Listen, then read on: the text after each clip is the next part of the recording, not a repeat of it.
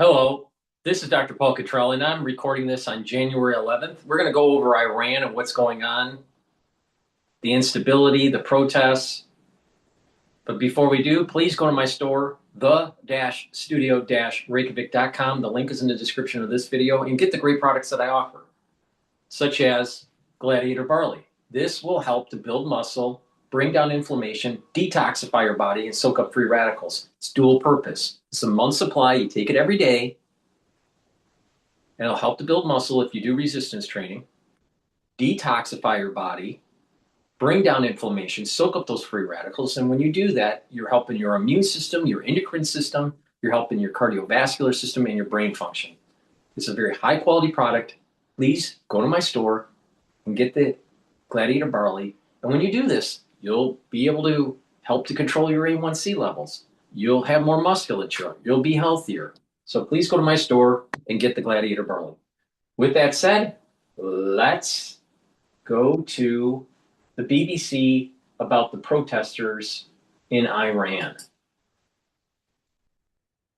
We start with the latest from Iran because in the last hour, the country's parliament speaker has warned that any attack by the United States over the country's ongoing protests would lead to Tehran striking back against Israel and regional US bases as what he called legitimate targets. These are some of the pictures that state TV showed as Parliament debated what to do. Now, US media is reporting that President Trump has been briefed on new options for military strikes against Iran in response to the killing of protesters. Now, inside Iran, hundreds of people have been reportedly killed or wounded by Iran's security forces over the past 3 days, as details of the violence against protesters emerge despite an internet blackout. The unrest is causing major issues for Iran's medical system.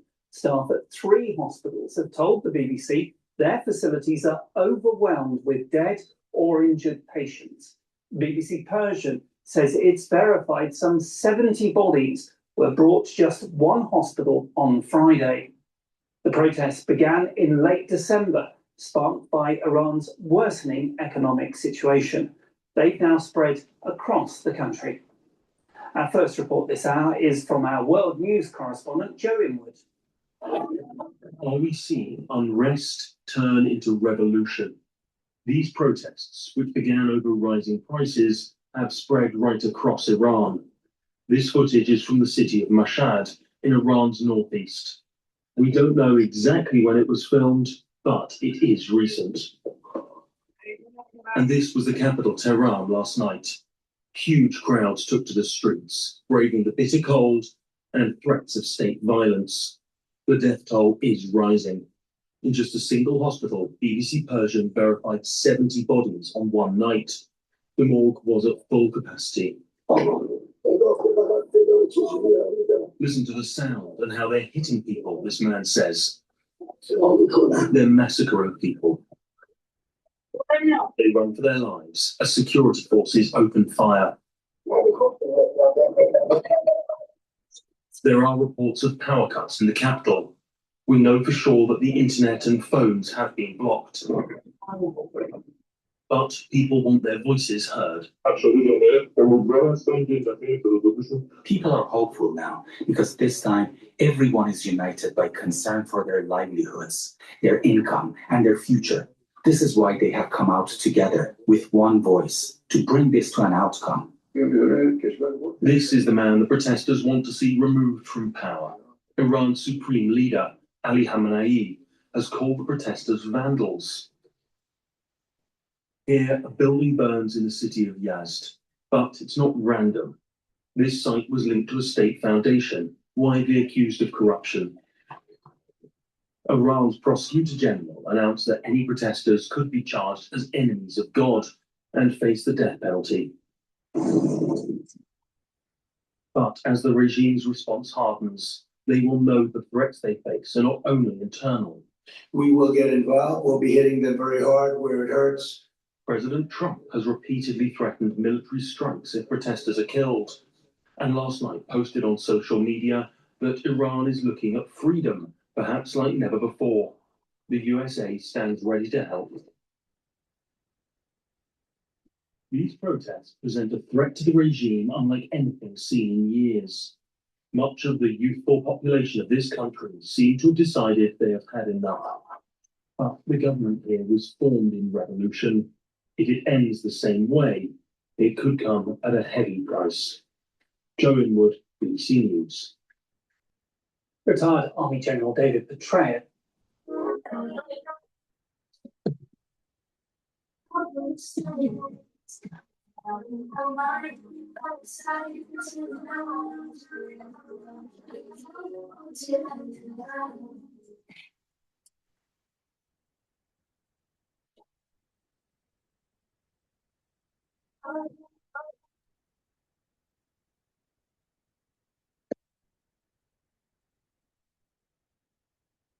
Retired Army General David Petraeus, who was also the former CIA director and who led Allied forces in Iraq during the 2007 surge, before later commanding US forces in Afghanistan, told us what the US can do without getting boots on the ground in Iran.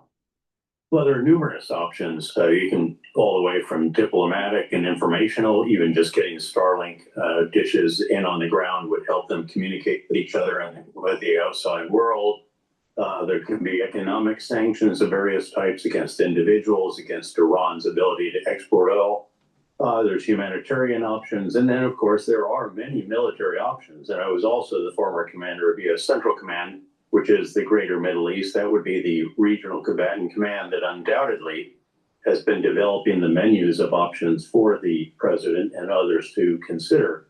There can certainly be strikes on the headquarters of the security force organizations that are violently putting down these protests, these demonstrations that have been killing the people in very substantial numbers. He could go after the missile capability that they have, which of course was heavily damaged during the Israeli strikes against Iran, and which concluded with a U.S. substantial bombing as well. They've been trying to reconstitute those missile arsenals. That would be useful. It could prevent some of the retaliation that might be of a concern. Again, a number of different activities that wouldn't require boots on the ground, that many of which could even be done with unmanned systems, cruise missiles and the like. David Petraeus. Obama Kalbasi is from BBC Persian and gave us this update on the latest from inside Iran. Despite this digital blackout, we have images and we have eyewitnesses, both in the medical staff community and protesters across the cities that these protests have been going on. And the picture it gives us is one of extreme horror, bodies piling up in centers outside in the outskirts of Tehran and other cities, in the hospitals, and the numbers are growing and the hospital staff are overwhelmed. The fact that the communication has been cut to this in this severe manner that has happened in the last 60 hours almost, it means even doctors can't reach other doctors to ask for them to show up at the hospital because the needs is so severe. So the numbers, obviously we don't have an exact, but hundreds have been killed or injured, brought into these hospitals, and most of them with live ammunition. There's images of families trying to identify the bodies of their loved ones. There are reports that the government doesn't even allow them to bury them.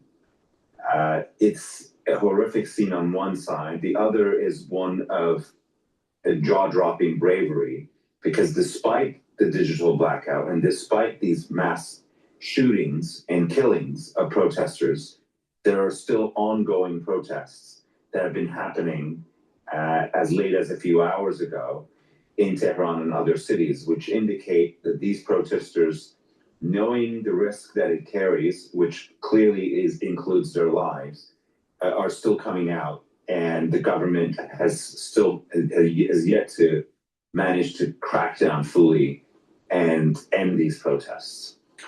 Are the protesters hoping that President Trump will get involved?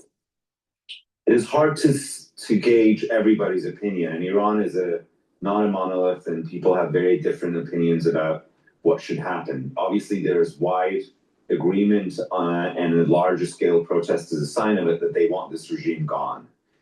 And how it should be gone, obviously, they've taken the matter to their own hands and risking their lives by coming out. But there are obviously many who would welcome some sort of a foreign assistance, being in a form of Starlink, giving people more easy access to the internet, all the way to targeting leadership with military intervention. Not everybody agrees that these are productive, especially when it comes to military intervention. Many worry that it will lead to the regime hardening its position even more and possibly hit targets in the Middle East, and this turning into some sort of a massive war, which will then distract from what the protesters want. And some think there is no other way. Without the foreign help, how could they overcome a extremely brutal crackdown by a regime that is armed to the teeth? So the reality of these protests is they know what they don't want, but how do we get to that place varies depending on who you speak to. Barman, I know it's difficult, but you have covered other protests that have taken in Iran. What do you think will happen next? It is really the million-dollar question, but it is different from the other protests that I've covered and I've lived through. It is large scale, it's historic, it is across the country, it's across demographics, and it has faced perhaps the most brutal, the most bloody crackdown in the last 72 hours, and it hasn't died down yet. So that should tell us that we are in for possibly a different outcome than the previous protests. But does it mean that we'll see a smooth transition to a regime change? Certainly that's something that nobody would bet on at this point. Barman Kalbasi from BBC Persian. Well, Dr. Sahar Razavi is the director of the Iranian and Middle Eastern Studies Center at California State University. She gave me her assessment of what's going on inside Iran. Just as Barman Kalbasi has shared, this started as a relatively, just as all protests in Iran began, it began with a spark that turned into large-scale demands for a complete transformation of the system. The last time there was an internet blackout of this scale during a protest was during Bloody Aban in 2019, and by the time the internet turned back on, estimates range from the very low end 200 something to the more likely end at around 1,500, according to a Reuters report, had been killed by the government. So when we see internet blackouts, we become very concerned, even in spite of the fact that there are images and reports coming out from Iran, from on the ground.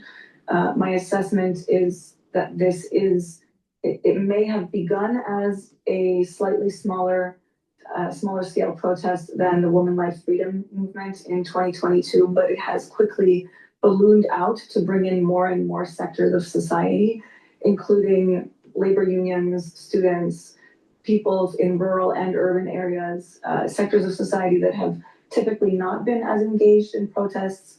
The economic crisis was the spark this time, but it is always sparked by something, and then it balloons out to a bigger scale protest. You're in the US. President Trump has said that the US stands ready to help. What do you think he will do?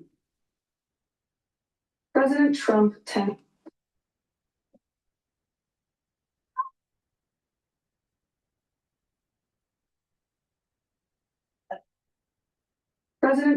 tends to prefer quick wins and easy optics. So my sense is that he is more hesitant to get involved directly on the ground if he thinks that there will be challenges and it won't be an easy victory. At this point, it's entirely possible when the United States and Israel together initiated the 12-day war over the summer. Many of us were surprised because a lot of bluster usually doesn't turn into actual armed attacks, but this time it did, and I think right now it may, but at this point I'm reserving judgment to see what's going to happen next from President Trump. We know the reports say hundreds of people have died already. What options are open for the government there and the supreme leader if they do want to continue cracking down on these protests? This is the big question, because what's different now for the government compared to the last round of protests, the last large-scale protests in 2022, is that their regional support structure has completely changed. In the past, they've been relatively freer to crack down so brutally as they always have, because they felt buttressed by their regional alliances, including Bashar al-Assad in Syria, Hamas and Hezbollah. These are even Russia, which is bogged down in now Ukraine. Its alliances have been significantly weakened, which makes it more difficult for them to engage in large-scale crackdowns without the looming threat of foreign intervention.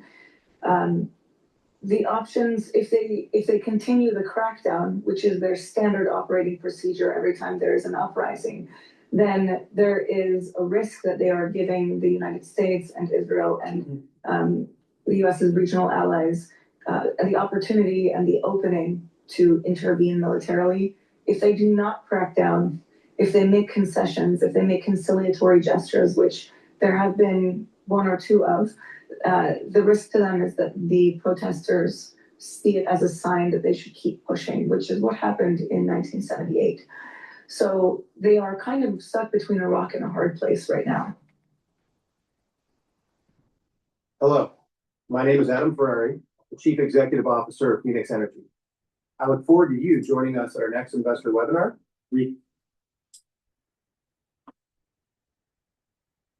The huge demonstrations against the Iranian regime showed no signs of abating, as despite reports of hundreds of deaths of protesters and security staff in a government crackdown on the rallies. Real numbers are hard to get, as international media are mainly blocked from reporting in Iran. Plus, there's been no internet for days. Iranian authorities shut it down to contain the demonstrations and cover up atrocities, according to human rights groups. The world is now waiting to see if US President Donald Trump follows up on his threat to strike Iran's regime for killing protesters. Iran's parliamentary speaker says any attack would see Iran strike US military bases in the region and Israel, which is reportedly on high alert. Daniela Sapiri is a German-Iranian activist based in Berlin. How dangerous has it become to take to the streets of Iran right now? It's extremely dangerous for the people to go out and protest, and they still do it. We are getting reports, horrible reports of massacres happening in Iran. Hospitals are under a lot of pressure. There are not enough doctors. Reports have been saying that the regime is shooting directly at the people's heads and chest and face, and that they don't have enough surgeons to treat all these patients, and that even regime forces are coming inside the hospitals to kidnap the wounded ones. We've been hearing of head injuries, eye injuries, and doctors talking about hundreds of dead. Is there any way to verify these videos that are coming in, the numbers that are coming in? It's completely difficult to verify the numbers that we are getting because of the internet shutdown. Through Starlinks, it is possible to get some of the videos. Iranian exile media is verifying them all day long. BBC, for example, has talked to 2 hospitals in Rash. There were 70 people dying in just one hospital in just one day. And we can only assume that there must be thousands of people that have been murdered only in this last 2 or 3 days. Well, what makes the Iranian regime think this sort of reaction will have some sort of success when the people are obviously desperate? This is the only answer that the regime has, and this has been going on for decades. We have seen it in protests before, that the regime can only answer with violence because they do not care for the people's demands, they do not care for the people's well-beings. But this kind of crackdown is the most brutal that we have ever seen before. Me personally, I've never seen anything like this before. This is even way more brutal than November 2019, where the internet was also shut down for a whole week and there have been 1,500 deaths. But this is way more brutal than ever before. And we mentioned the economic desperation. How has it come to that?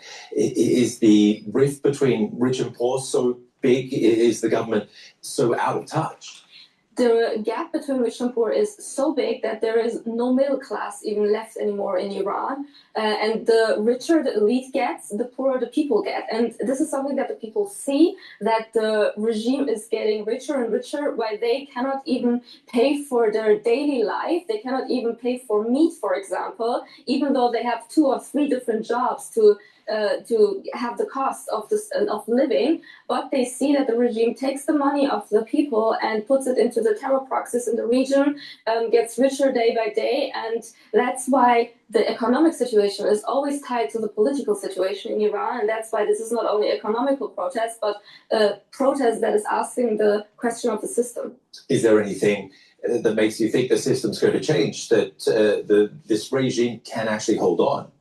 I don't think that the regime can hold on for too long. The regime is weaker than ever before internationally. For example, in Syria, there is no Assad anymore, or there's no Maduro in Venezuela as well. So all the international partners are being taken down one after another. And also in the country, there is no legitimation from the people. People are not supporting this regime anymore. So the regime is fighting for its survival, but so are the people in Iran. But what would come next? I mean, you compare it to Venezuela, there we see a regime still in place under not Maduro, but his deputy.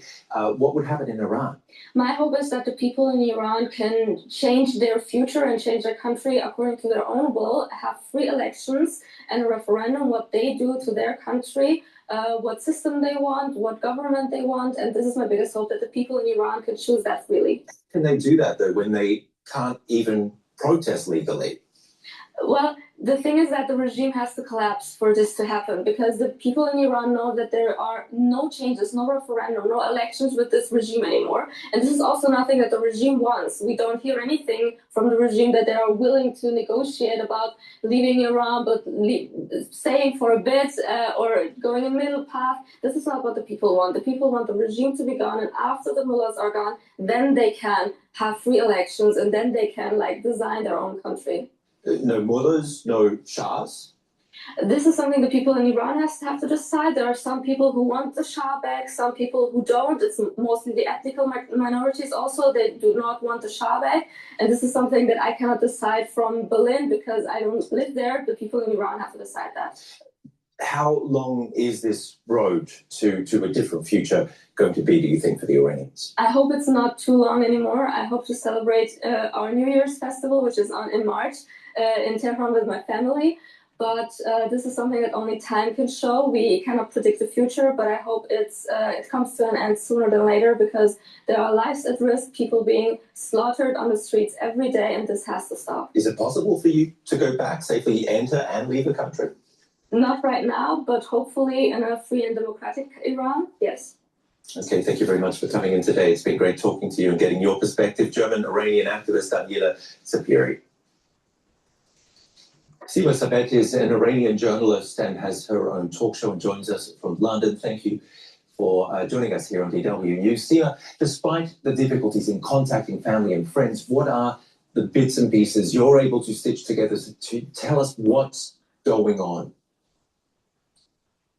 Clients are pulling firms in opposite directions these days when it comes to AI. But the answer isn't to pick a side. It's to remove the uncertainty.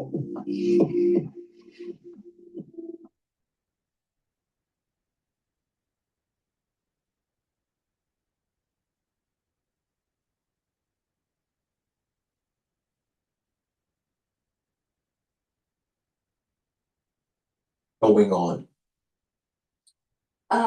Until now that we are talking, there has been more than 67 hours of total internet blackout in Iran.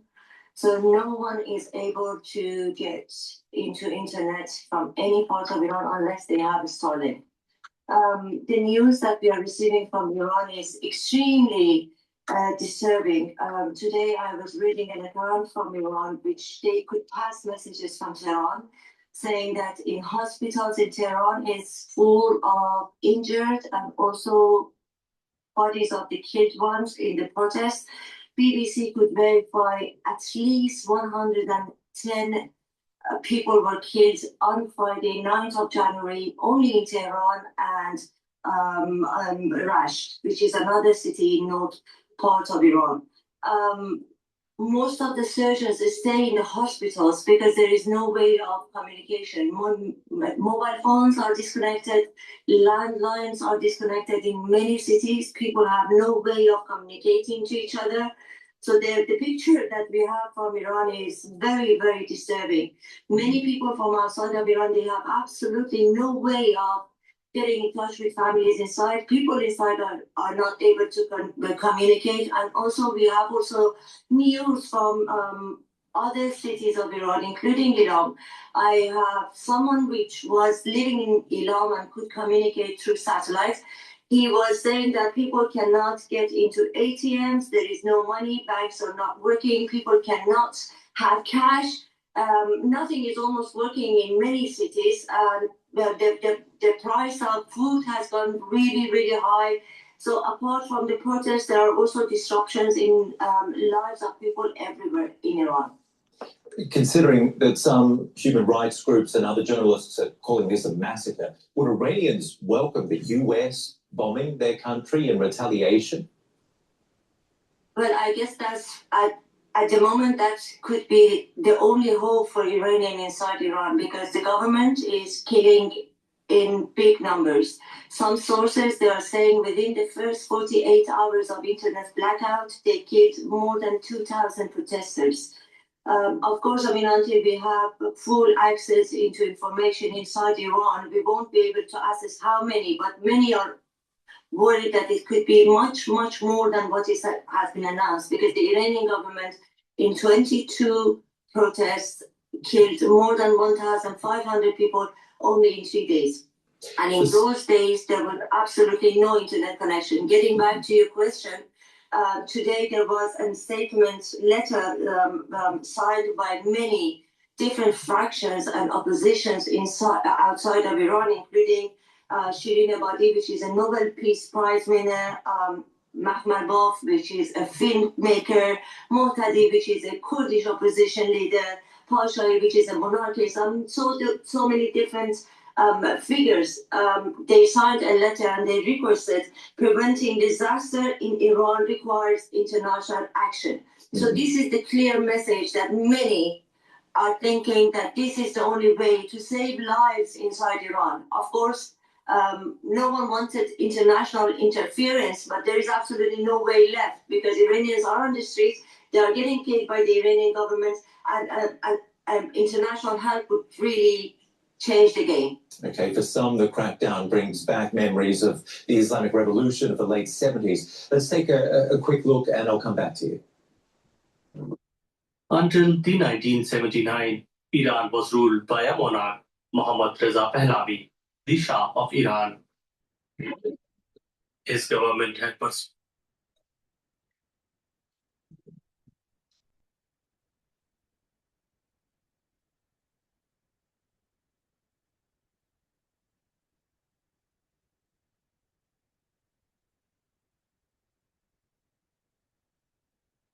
The world's first titanium non-stick pan. It's gonna blow your hair back.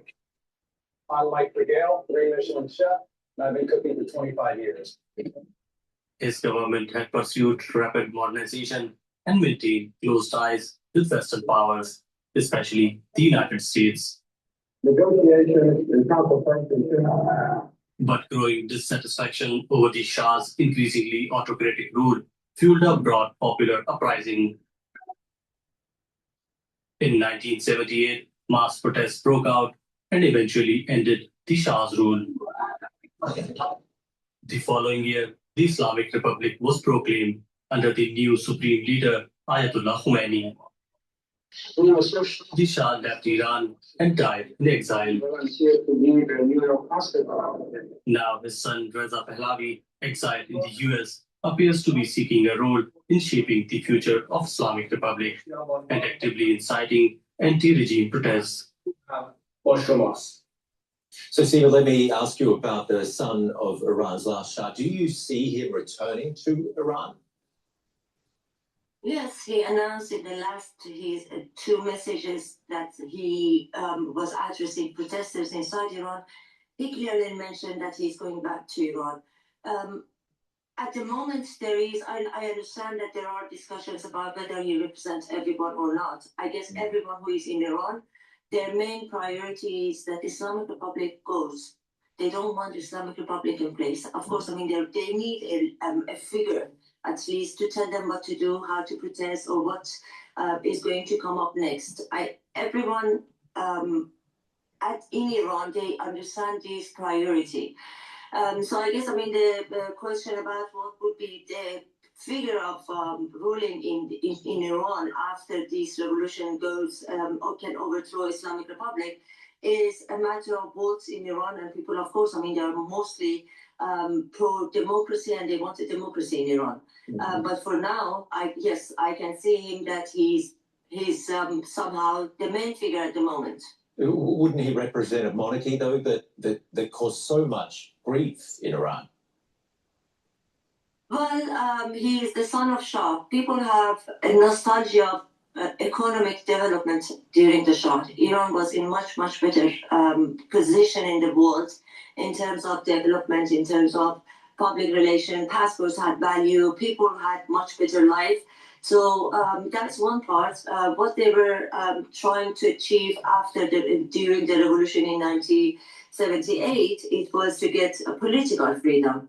But after the Islamic Republic, they lost everything altogether. They don't have social freedom. They don't have political freedom. They have a brutal government which suppresses and kills if there is any protest. So I guess that's one of the main reasons that they want him back, and not necessarily having him as a monarch, or there hasn't been a public discussion about what sort of government we are going to have after Islamic Republic. And Prince Reza Pahlavi himself has declared many times that he would submit to people's votes. So I hope that he will keep his word, and also I hope that people of Iran would be able to live a better life. That's what they are protesting for now. Iranian journalist Sima Sabed, thank you very much for talking to us today.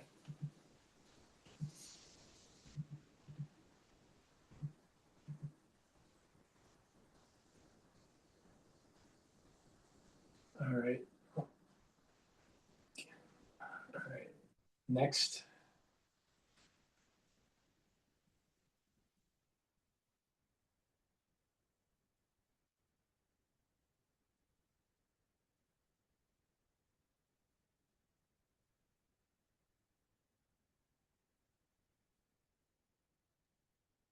Claim your space online. Oh, what do you make of what you've been seeing from Iran in the past week? Well, I think this is one of those. He was trying to death by thousands of anyone. You heard it from Anthony, you heard it from The huge demonstrations against many other people. Hi, everybody. Joining me today. Iran personally, that this is a fundamental shift point. Now, does that mean it's over tomorrow? No, not necessarily. It might take weeks, it might even take months, it could even take a year or two, but there is no way for this regime to recover its legitimacy. And now what we're watching is the death throes of a violent regime, as Jerry quite rightly put it, murdering thousands and thousands of people, as it has done for 47 years. And the correct answer is for this to be over quickly, because that will at least save lives. Well, we say that, but of course, what we've seen in other areas, the Arab Spring, go back to Tiananmen Square, this could go the other way. A regime that simply eliminates the opposition. So of course it's possible, but the difference is quite fundamental.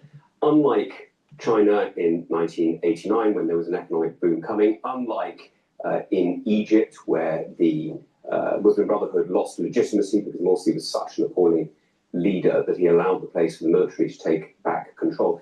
Here, we've effectively had a military control under the IRGC. They've eviscerated the Army, Navy, and Air Force, so it's really the IRGC.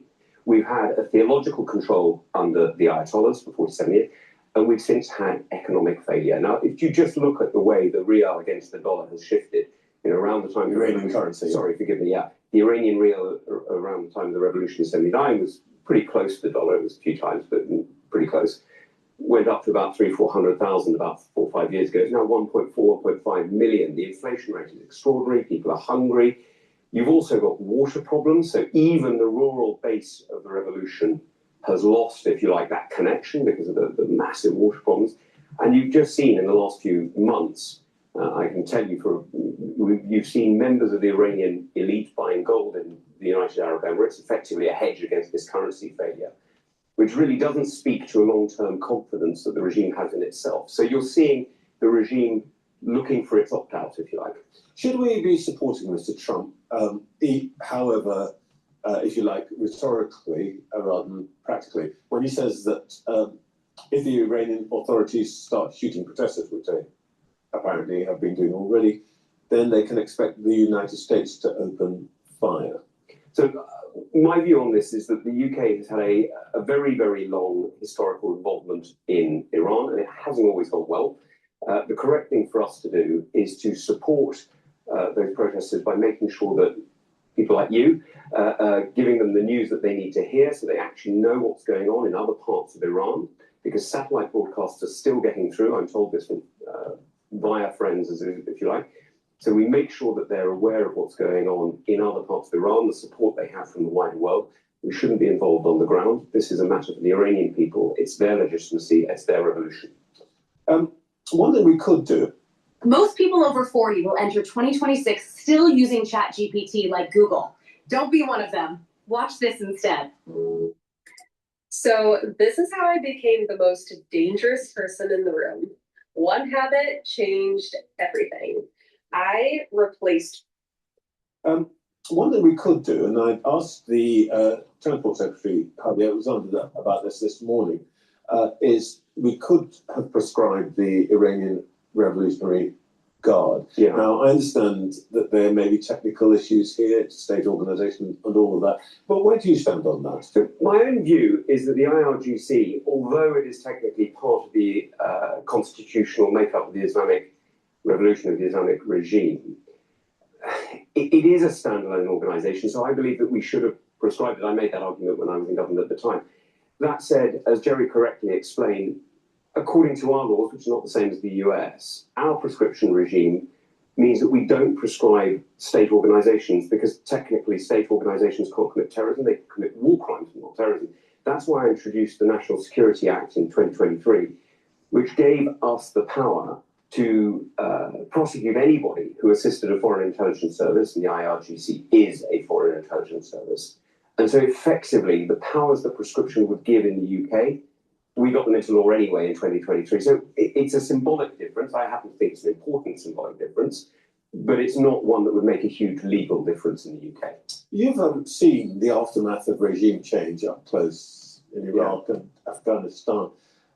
If the regime of the Ayatollah Khamenei were to fall, what happens next? Well, that's a really big question, Trevor. And I think there's a few things that we need to be clear about and that we need to prepare for. The first is we need to be absolutely clear that members of the regime will not receive asylum in the United Kingdom. Now, under the United Nations Refugee Convention 1951, we can refuse under Article 1F and under 33(2), we can refuse asylum to those who are either guilty of war crimes or those who are liable to cause harm to the UK. Now, given what the regime has done in the UK, attempting to kill journalists, attempting to undermine the peace, attempting to do harm, I think that's a pretty easy case to make.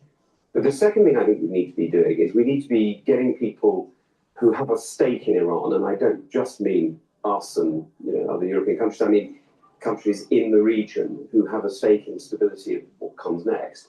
We need to get together now so that whenever this change happens, and as I say, that's up to the Iranian people, it's not up to us, then we're ready immediately to support, because the failure that I saw in Iraq and Afghanistan wasn't the invasion, it was the day after, when the new regime, whether it was us or whoever it was who was leading it, wasn't able to make those deliverables that got them legitimacy early. Now, we know in Iran, they already have serious water problems, they have serious medical problems with the lack of access to medicines, they have serious food problems from that. So, there's a lot of things that we need to get in, including, by the way, helping them to rebuild their energy sector quickly so they can stand on their own feet. Well, on the energy sector, of course, Iran has earned foreign money by exporting oil against sanctions through, I gather, Venezuela. Has the, the fall of Maduro made any difference to the posture towards Iran? Yes, it definitely has. And when people say Trump hasn't acted against Iran, I just point you at Venezuela. Venezuela has effectively operated as one of the banking hubs of the Iranian regime for the last 10 or so years. And it's important to look why the fall of Maduro has made such a difference, because actually Venezuela was only one of the banking hubs before. But with the fall of the Assad regime in Syria, with the change of the stance of many of the Gulf countries, with the undermining of the Lebanese government by Hezbollah, and therefore the collapse of the Lebanese economy, what you've seen in the region is you've seen much less ability for Iran to sponsor its proxies, get dirty money for its sanctions, and so on. So Maduro's fall has been absolutely key to that. And you're absolutely right that it's not so much the oil goes via Venezuela, but a lot of the flagged vessels and so on, like the one that was just stopped in the North Atlantic. Bella One. Exactly right. Those ships, that shadow fleet, is smuggling oil out, which, by the way, China is buying at a discount rate, funnily enough, and so it's subsidizing China. By the way, Hideout said to me this morning that there's 200 boats in this shadow fleet, which our defence ministry says has sort of stopped operating. Is that credible? Well, it's certainly credible. There's 200 ships. I'm not entirely convinced that they've all stopped operating. It's one of the things that frustrates me in government, actually, when we have people talking about international law and how it constrains the UK and how we have to bear it on things like Chagos or whatever else. But we're not willing to use international law that is absolutely clear in the UN Convention on the Law of the Sea that unlicensed, rusty, oil tankers who pose an environmental and actually, threat to life of the crew are operating, and we have not only a legal right but a legal responsibility to detain and intervene. So I'm very glad the Americans did in the North Atlantic, and we should be doing exactly the same in the Baltic and the North Sea. We're Phoenix Energy. Please go to my store, the-studio-reykjavik.com, and get the collagen. This will help with your skin, your nails, your hair, also your musculature, your joint health, and your cartilage, and your bone density. Take it every day. This is a month's supply. It's a powder. You mix it with soft foods, filtered water. You can mix it in a smoothie or even with just milk. I mix it with hummus. You can mix it with, let's say, applesauce or yogurt, anything soft foods. But it's very high quality. Take it every day. Some people even mix it with their coffee.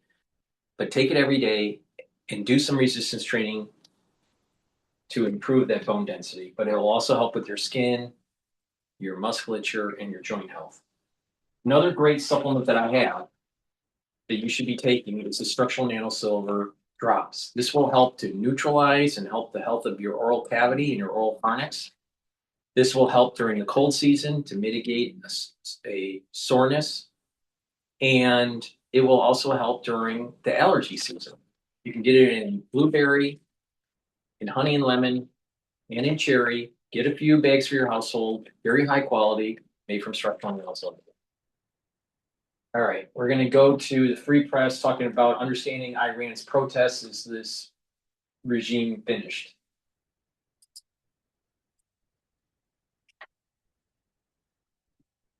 Hi, everybody. Joining me today is Roya Hakakian, an Iranian-American journalist born in Tehran.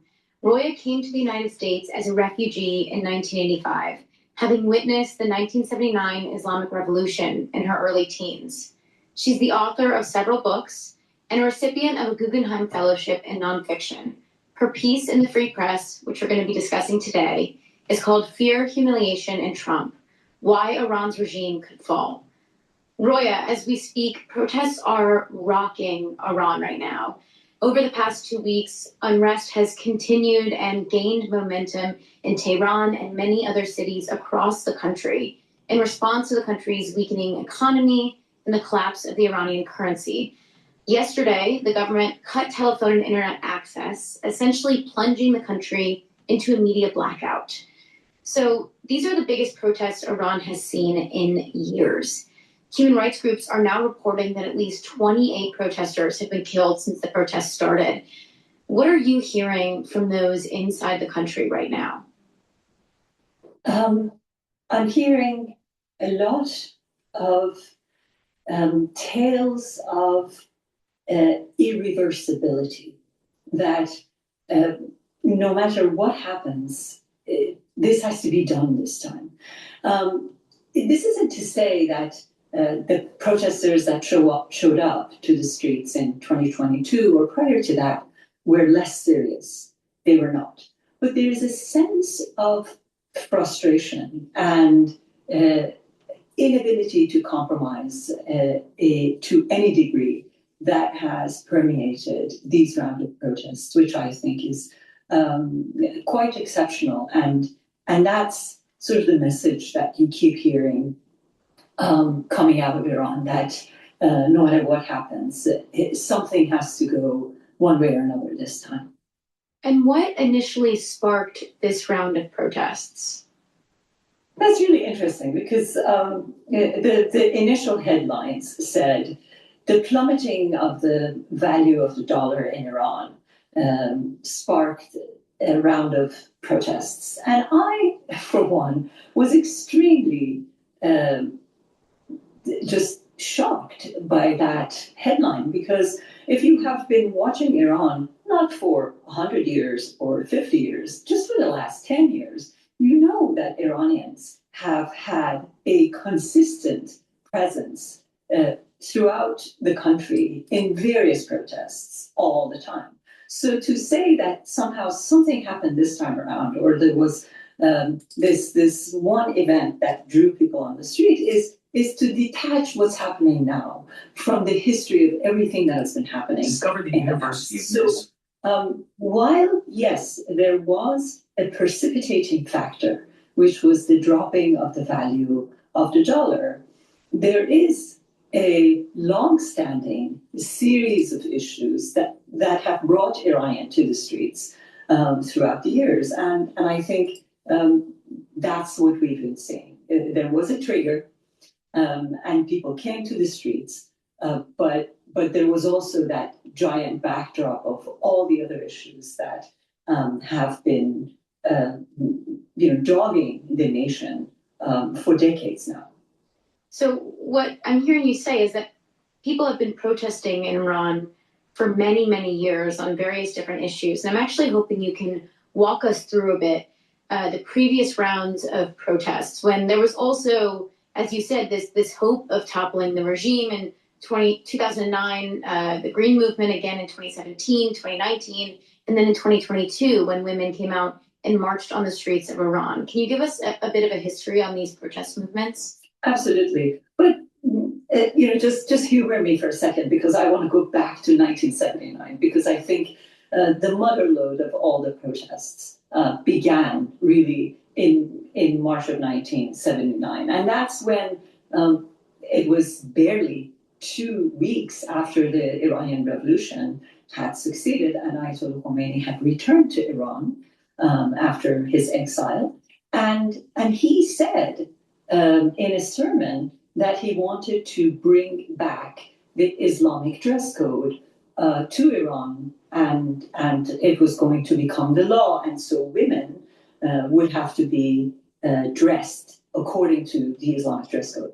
And on March 8th, 1979, barely a few days after the success of the Iranian Revolution, and when all of Iran was either absolutely in love with the Ayatollah or absolutely afraid of the Ayatollah, women took to the streets nonetheless on the International Women's Day, and they chanted, "We did not make a revolution to go backward."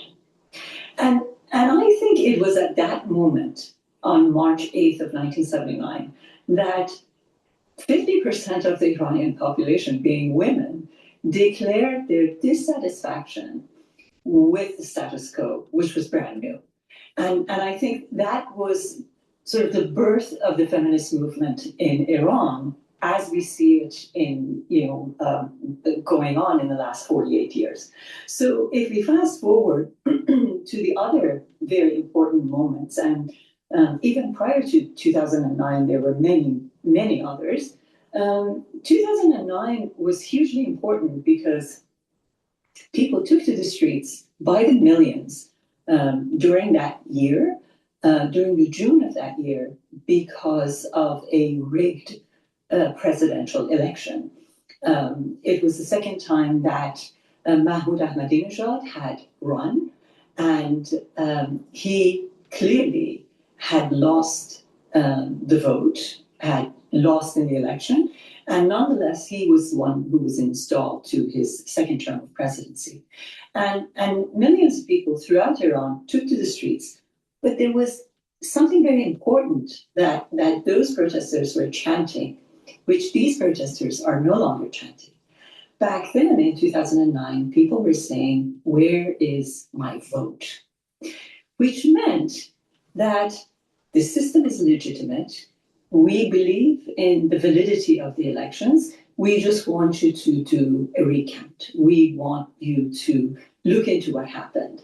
And so that fundamental break, fundamental rift between the nation and its leadership had yet to happen in 2009. But nonetheless, the riot police took over and drove the protesters.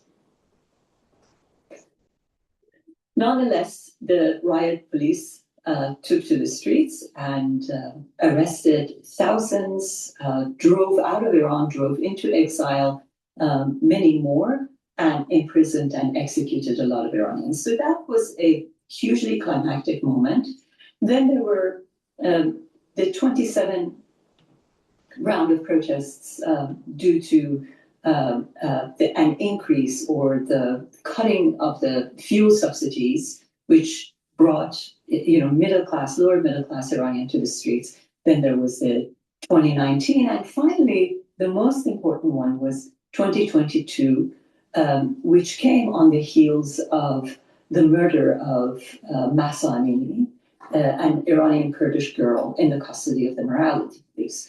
And I think 2022 was the moment when nobody was in conversation with the regime anymore. Nobody was saying, "Oh, our votes were taken away. We want to fix this. Mr. Supreme Leader, can we have a conversation?" They were done. They were simply saying, "Death to the dictator, death to the Supreme Leader, Ayatollah Khamenei, but also death to Ayatollah Khomeini, who was the founder of the Islamic Republic of Iran." So it was a fundamental rejection of the entire regime. And so we all know what happened in 2022, after about 10 days of massive protests throughout the country, mainly by women and youth and university students. There were 20,000 plus arrests throughout Iran, and the killing of several hundred protesters, and basically the quashing of the movement that came to be known as the Woman Life Freedom Movement. And this brings us to 2025, which is what we're living through now. Well, I wanted to ask you about that because, as you just alluded to, in the last rounds of big protest movements in Iran, the government has responded violently. Massive crackdowns, mass arrests, violence, killing protesters, killing civilians. You argue that in your piece today in the Free Press that this round of protests is different, not necessarily in the government's response, but I want to hear about that too. But what makes this round of protests different? Why are people speculating that this could be, let's say, the biggest one yet? Well, in an era of rapid technological advancement, we are also facing global challenges: climate change, social conflicts, and economic instability. But imagine if our investments today could help shape a brighter. Well, in my piece, I cite 5 reasons, but I think there are more. And I think the most significant differences, the most significant factors are actually factors having to do with the global standing of Iran and other powers vis-a-vis Iran. But the first one, which was very shocking to anybody who's been watching Iran for the last half century, and especially those who know the history of the 1979 revolution really well, is that people who are middle class, conservative, upper middle class merchants in Iran, in Tehran, who are members of the bazaar, the main marketplace in Iran, have consistently been the supporters of the regime, and they were the ones who really were the financial artery of the last revolution. They were the financial supporters of 1979, Ayatollah Khomeini. And in 2025, they were the ones who began taking to the streets. So for the regime to lose its absolute most loyal base, the base that has either been supportive or quiet, this is a major change, and if not a major blow. The second very important factor is that one of the criticisms that many pundits had about the 2022 uprisings in Iran was that it's only an uprising of the Iranian youth and women. Where are other people? Where are the middle class? Where are the non-students? Where are the older people? Why is there not a kind of representative mix of all aspects of the Iranian society? This time around, you see everyone out on the streets. There are lower classes from poor neighborhoods throughout Iran, and there are obviously members of the bazaar who have traditionally been middle or upper middle class. The Persians, ethnic Persians throughout Iran are involved, as are Kurds and Baluchis and other ethnicities are involved. So this has an egalitarian sort of a combination of both ethnicities and classes, which is also very distinct from all the previous rounds of demonstrations. But I think the most significant and indisputably vital two factors that have emboldened Iranians and enabled them to somewhat confidently take to the streets has been the humiliation that Iran suffered as a result of the 12-day war last June, and also the tweet that President Trump wrote about, less than a week ago, saying that if the regime goes on to deal violently again with these protesters, that the United States will have to respond. So these two factors, the pressures that Israel and the United States exerted on Iran, the elimination, decapitation of the Revolutionary Guard Corps, and the humiliation that they suffered as a result of their inability to respond in any shape or form, which really meant to the Iranian nation that they're incapable of protecting the nation. They're incapable of doing the one thing that they had hoped, with all their big guns and big military and big spending, they would be able to do, would be to protect, and to fight back. And they proved that they were incapable of doing that. And so that one thing that they had going for them, when it came to sort of reassuring the ordinary Iranians that, they were there for them, was also completely erased. And so that plus the message that came from Washington that we will support you have also been incredibly important. So I want to dig into those. The internet is the biggest wealth creation engine to ever exist. Sadly, only a relative few have been able to participate in it. So I want to dig into those last two reasons you mentioned a little bit further, because I agree with you. I think they're extremely significant. So what is your sense? Obviously, you talked about how the Iranian regime's promise to its people was, we can provide you this security, and that veil was kind of peeled back in the 12-day war between Iran and Israel. How has that shaped public opinion in Iran? What's your understanding of how that shaped public opinion among the people? And also, do you think that has encouraged the protesters to kind of keep going?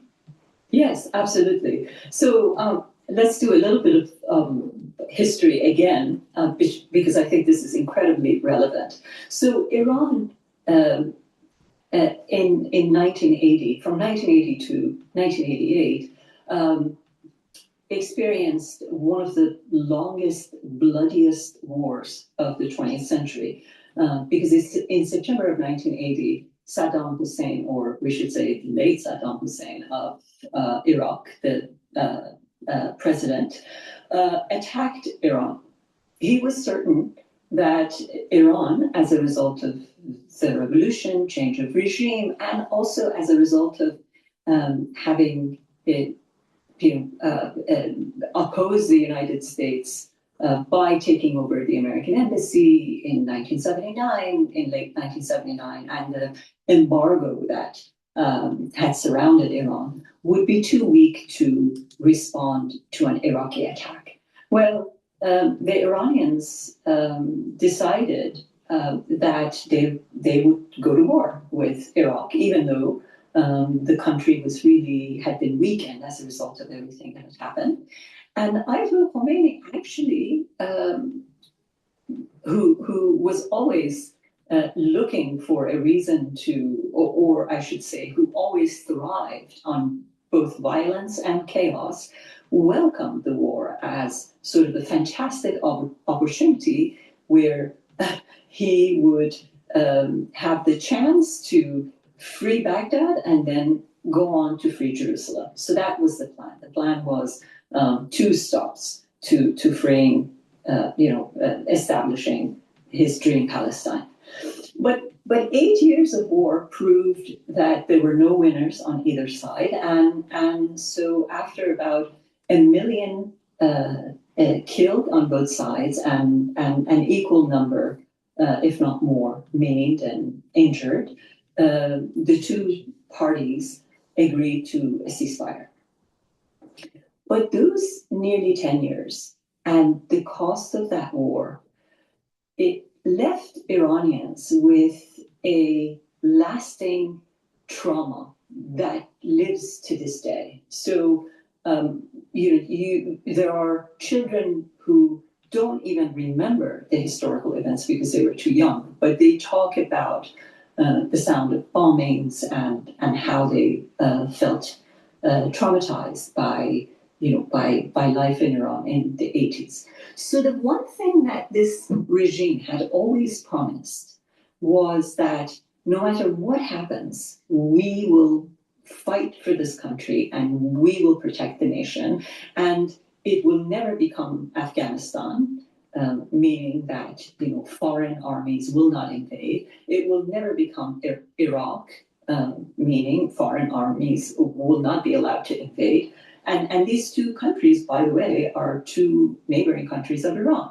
And so Iranians had this sense that, okay, whatever else is wrong with this regime, there's one thing that they can do. They can protect us. They can give us security. And what the June War proved was that one thing they could not deliver on. And it was at that moment that people thought, if they can't even do that, what are they good for?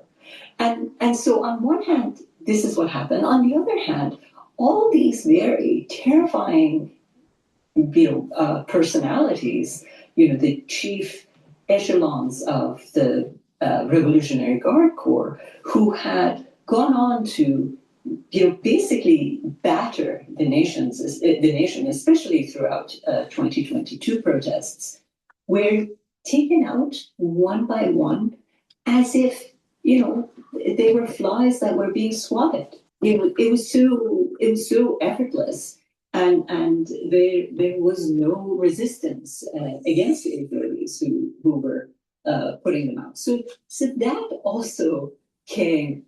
Of course, the general population, ordinary Iranians, rejoiced in the fact that all these people were being eliminated, but their own constituents, the regime's constituents, felt that this was an extreme form of humiliation that they learned through a very, very bloody experience, that this country, being Israel, that they have been mocking for 47 years, that they have been threatened to wipe off the map, in fact, wiped off their own leadership.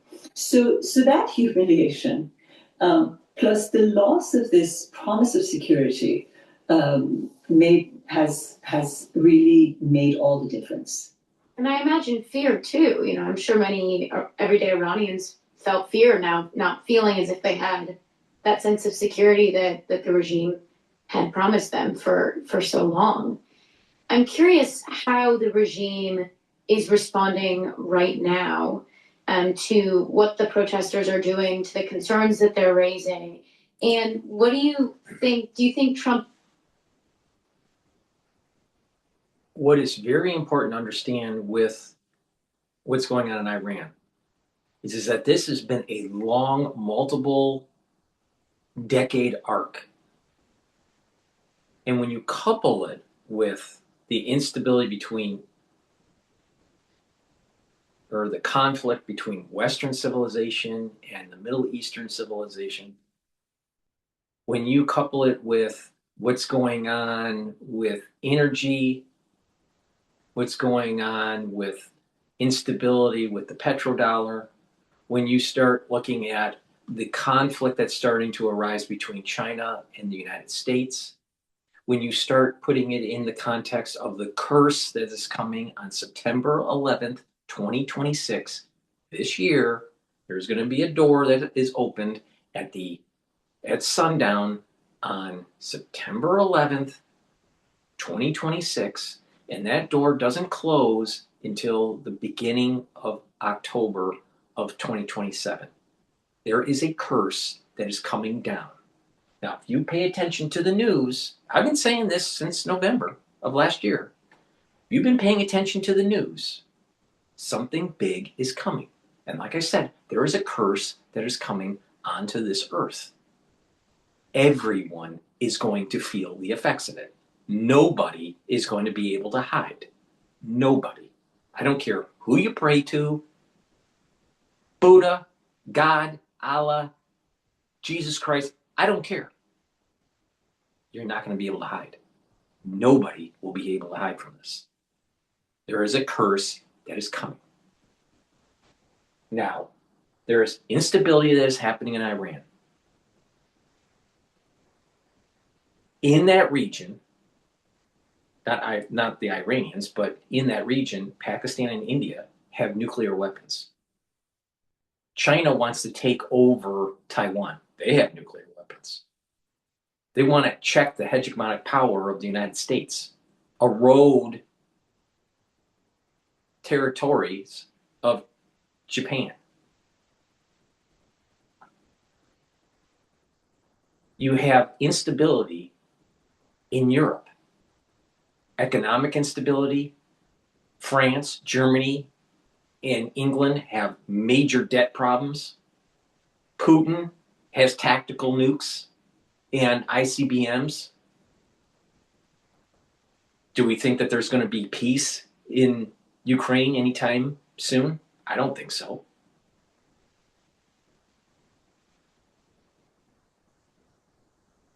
So you can see that something is boiling. And that's just at the military level. Now when you look at the financial level, you got asset prices higher than ever before, high probability of an AI bubble.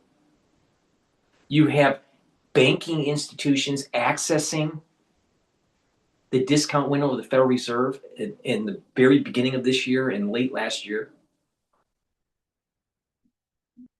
What's going on? Now, that doesn't mean that on the other end of the curse that there's going to be no prosperity. I think at the end of the curse, there will be prosperity. But we're going to go through tumultuous times. And those tumultuous times could be world war and a major economic crisis. Now, this instability that is taking place is going to cause disruption in the energy markets. Now, people would say, well, you got more oil on the market because of Venezuela. Well, their infrastructure is dilapidated, so it's not going to add too much more to the supply. OPEC Plus produced way too much oil during 2025. So oil price wanted to be trading in the 50 handle, like 56. And it's starting to slightly increase as you start to hear more instability in Iran. We're probably going to see a 60 handle in WTI. We already have a 60 handle for Brent. So, what does this mean? In terms of trading the energy markets, it's going to be volatile. There's high probability of it going up, but also problems of energy going down. So, the news that's happening here, short term, probably will creep oil upward. Now, how's that affect natural gas? While we get closer to the spring season, natural gas probably will start to drift downward. But if there is some sort of military intervention in Iran or more military intervention in Venezuela, we're probably going to see natural gas spike a little bit and then come back down. But this is definitely going to affect the energy markets. And when it's affecting the energy markets, it's probably going to affect the bond markets. And it's already affecting the currency markets. Venezuela has a problem with inflation. Iran has a problem with inflation.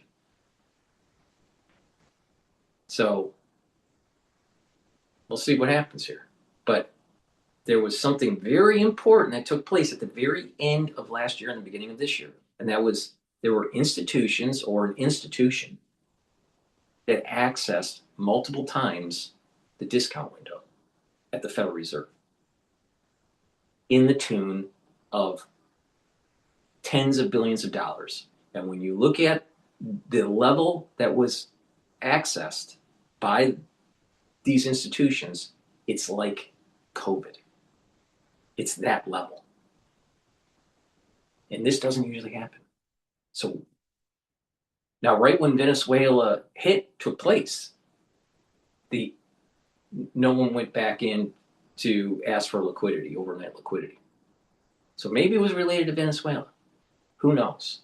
But if you look at the VIX index and how the S&P 500 is trading, there's probably going to be a spike in late January, early February. So that's going to cause some problems in the equity market. So what's happening in Iran is going to affect the financial markets worldwide. Please go to my store, the-studio-reykjavik.com, and get the very high quality supplements that I offer. I have a protocol called the Anti-Aging Core Protocol, and it works based on a foundation and 4 pillars. Now, what's that foundation? The foundation is a multivitamin with the probiotic. The multivitamin is easy to digest, it's chelated, and so it's easy to digest, and these multivitamins will help your cells to work properly. It helps with enzymatic activity. They're cofactors for enzymes. So the enzymes will perform better, so your cells will perform better. And it'll help to slow down the aging process.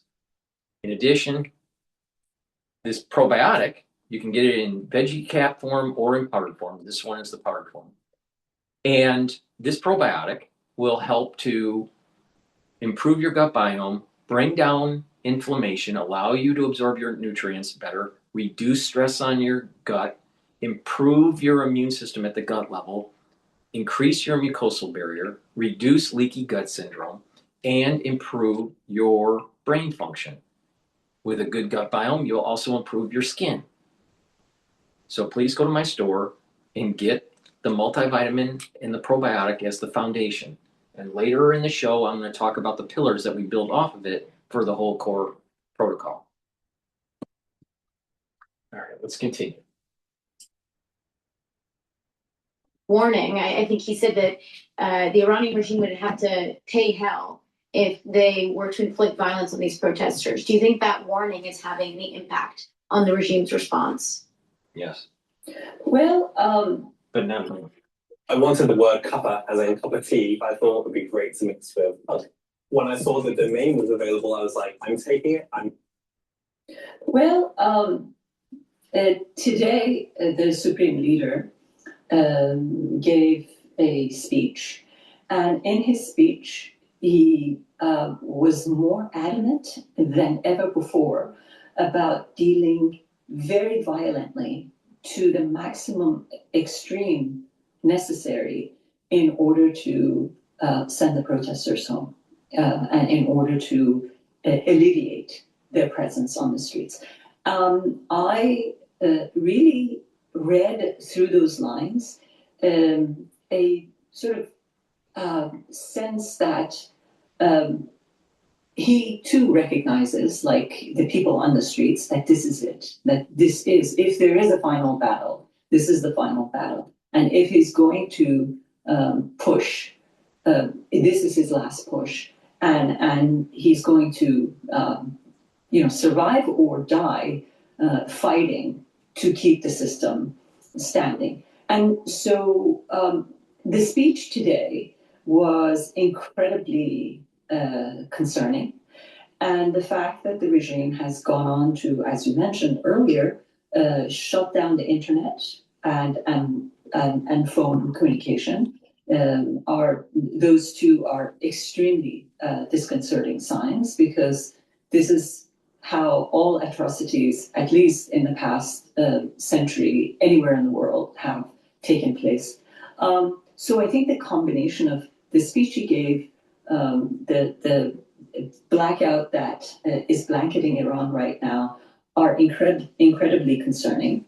And this means that the plan is to go about killing, arresting, executing, doing whatever it takes to deal with the demonstrators. And so my hope, as well as everybody else who has been watching this, the events of the past 10 days, is that President Trump has a plan to actually deliver on what he promised. What do you think that plan would look like, or what do you hope that plan looks like? Well, there are multiple ways of kind of imagining how that could unravel. On one hand, there are lots of underground forces, militia forces from within Iraq who are armed to the hilt, and they are trickling in from the Iraqi border into Iran in order to provide backup support to the riot police, to IRGC, and others on the ground. And so, one way would be to at least make sure that this flow is stopped. And then whatever it takes, and I'm sure, the Delta Force and the military intellectuals here in Washington can think those through, but whatever it takes to prevent the actions that the security forces plan to take, I think making sure that somehow the access to internet gets restored is hugely important. So whatever other communication support services that can be provided to make sure that people can communicate with each other and protesters can be in conversation with each other is hugely important. And I think, some other sort of, negotiation, perhaps similar to whatever it was that convinced, say, Bashar Assad to take the bargain and leave Syria for Moscow, should be going on at the same time. That the threat should feel so tangible and so real to the top officials in the regime that they have to understand that they have a choice to make. Either they stand down and they take the bargain and they leave the country, or they will suffer the consequences if they carry on. Do you think the United States actions? At Vistaprint, we print signs so people can see your brand up close. But we also print signs so that people can see your business here, see it here, and see it here. See you. Do you think the United States actions in Venezuela recently are having any impact on the regime leaders' calculations here? For the regime's calculations, I think they're saying, you know what, Trump might do some military operations, especially in the context of us already hitting their nuclear capability. I'm sure there are things happening behind the scenes with special forces and maybe even with the Israelis, maybe to knock out the Ayatollah or some sort of CIA operation to help with the uprising. I wouldn't be surprised. But another key feature here is that by knocking out Maduro and controlling the oil, what it does is it removes one strategic piece off of the chessboard.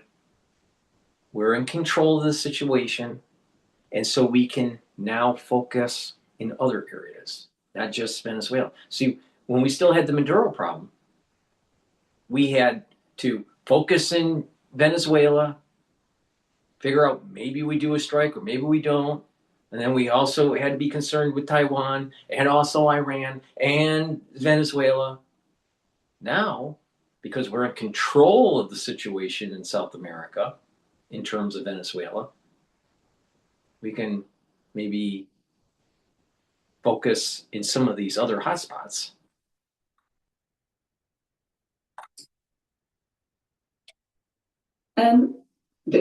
I'm sure. I think it's not just, Maduro is sort of the icing on the cake, but the cake has several layers. You know, it was the elimination of Hezbollah. It was the elimination of the leadership of Hamas. It was the toppling of the 50-year tyranny of the Assad regime in Syria. Again, you know, Iran's practically backyard and chief playground in the region.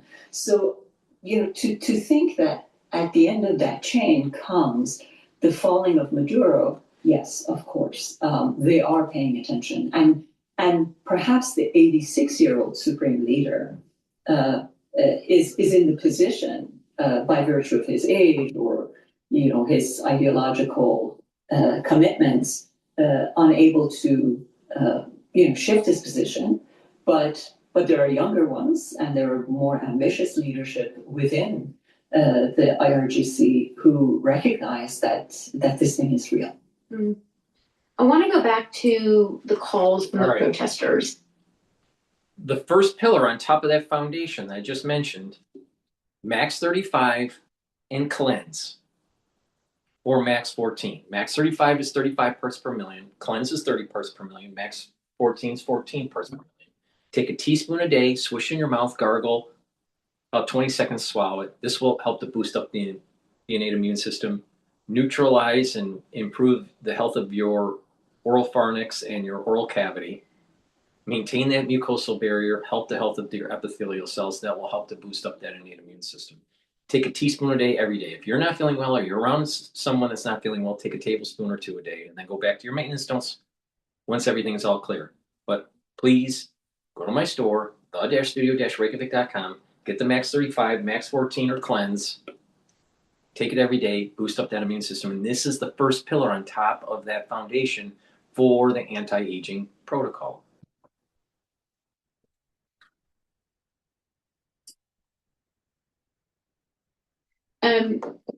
What can you tell us about Reza Pahlavi? This is one of the names that protesters are now chanting in the streets of Iran, which I think many decades ago would have seemed unbelievable. So tell me about this. Why are protesters chanting for Pahlavi? Good question. Reza Pahlavi, who is the crown prince of Iran, and the son of the deposed Shah in 1979. I think what's happening here is that the U.S. is going, well, we need to stabilize the situation in Iran, so let's just bring back the Shah, or the Shah's son, or some sort of the royal.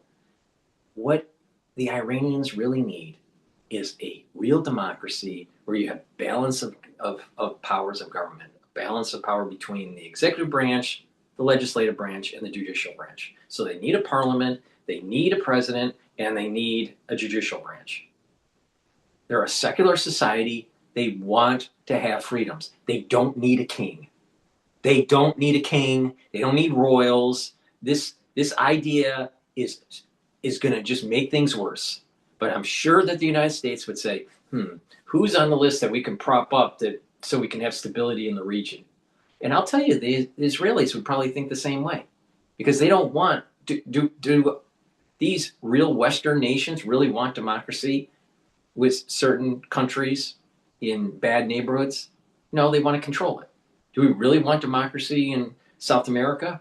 No, not really. We want to be able to control it, because we're afraid that a democratic rule will take away resources and erode property rights. Now, if you have a democracy that is more like a constitutional republic, where it's life, liberty, and property rights, then that's something different. So if we can build something in Iran that is about the Enlightenment, life, liberty, and property rights, and allow for foreign investment, allow for a legal system to protect property, then you have the makings of a secular, robust, healthy society. But you bring in a royale, guess what? You're back to, well, maybe things will get better. You'll have some freedoms, but you still have that, you still have to have the royals. This idea of bringing in the royals, bringing a king, is so old school, all right? It's time to elevate. The people need to start to say, hey, we want a democracy. We want a constitutional republic. We don't want a king. But I'm sure that the CIA is pushing for the king. For Iran to be stable long term and to have a future, it must embrace a constitutional republic.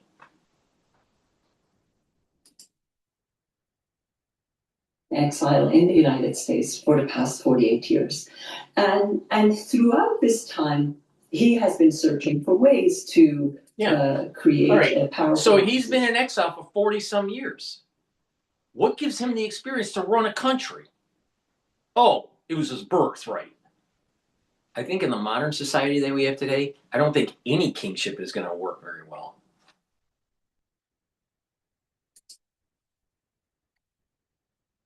That can face this regime and eliminate the regime. And in the past 4 or 5 years, especially since 2022, he has also emerged as the one figure that the nation seems to be solidifying around.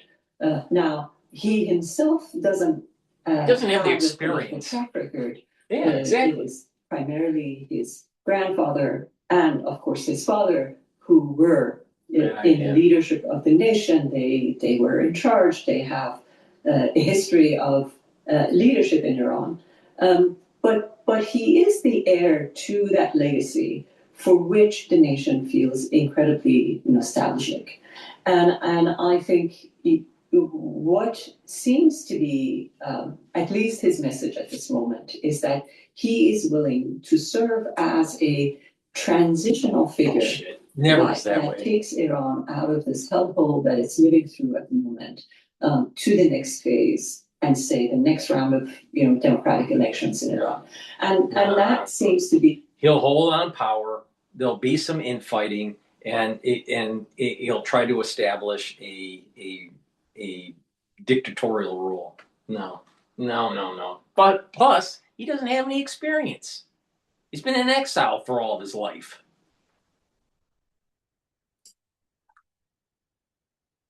Sort of a national consensus over which people have somewhat hopefully come around. Roya, what would you say? Switch to TurboTax and file your own taxes free in the app if you didn't file with us last year. Just file with TurboTax Do It Yourself by February 28th. Download now. This is what your ear looks like, filled with wax. Here's a cotton swab. Watch. It just pushes the wax in. Roya, what would you say are the biggest takeaways? What are your biggest concerns right now? And what do you expect to happen next? All of that. I mean, every $1 million question that anybody can ask, you just ask. What I hope to happen is what I think anybody who doesn't care, who cares for Iran, but also cares for the cause of democracy and cares for the cause of stability, especially in the Middle East, should be wishing for, which is that the Islamic Republic of Iran, a tyranny that has brought misery not just to Iran, but to the region, and has been one of the most consistent destabilizing factor throughout the last 50 years, will be eradicated.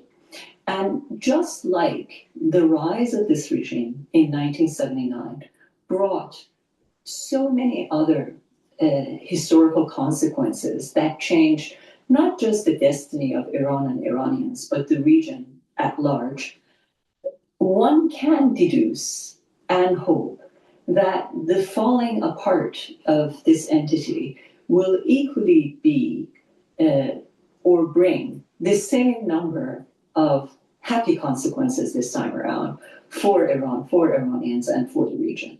So I think, imagine a day, say, soon, I hope, when women in Iran actually get their wish to, dress as they wish, with or without the veil. Imagine what impact that would have on the neighboring Afghan women who have been very vocal about, their desire to gain more rights, as much as this sounds and seems unfathomable to us right now. So, it will be a very important democratizing factor for all the countries throughout the Middle East, and it is something that, Franny, I've been writing about a lot lately and thinking about a lot lately. It is what Iranians really deserve, because for more than 150 years, Iranians have been fighting to establish the rule of law in their country. They deserve a constitutional republic. They're smart enough, they're educated enough to do it. They have the means to build up their economy. They have resources. They don't deserve a monarchy. That would just hamper the growth of Iran. So bringing back the Shah's family is a bad idea. Bad idea. And it shows weakness. People that say, well, for us to get out of tyranny from a theocratic regime, well, let's just bring back a monarchy. That's so asinine to think. It's time to, embrace the Enlightenment.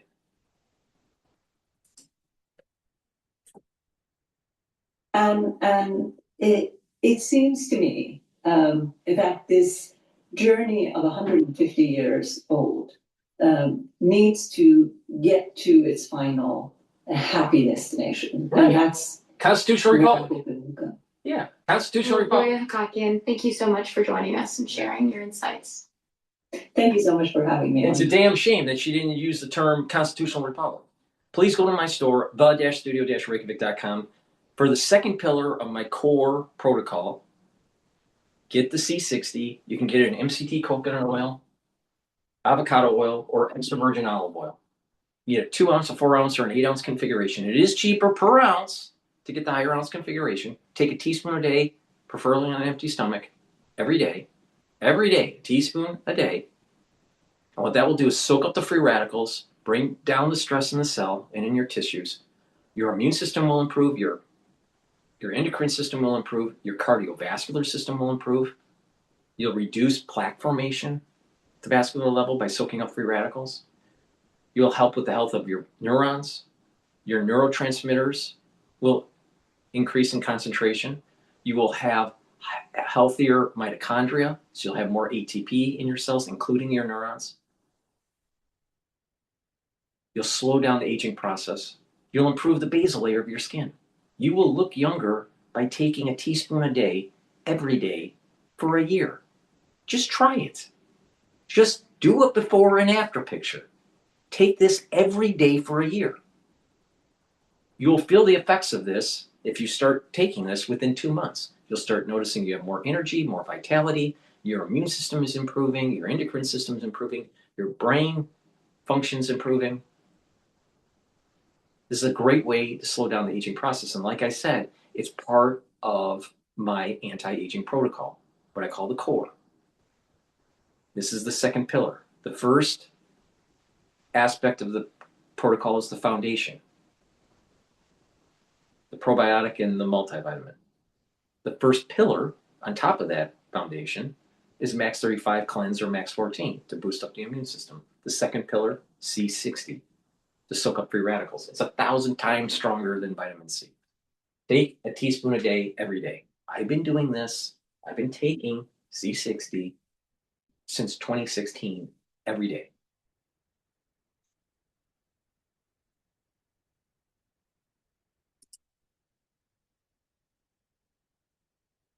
Finance the old way.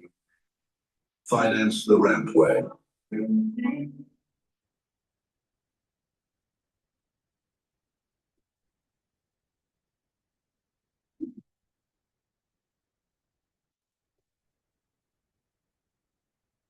Fox News alert now on new U.S. airstrikes against ISIS targets in Syria this weekend. Fox News chief foreign correspondent Trey Ying's joining us from neighboring Israel.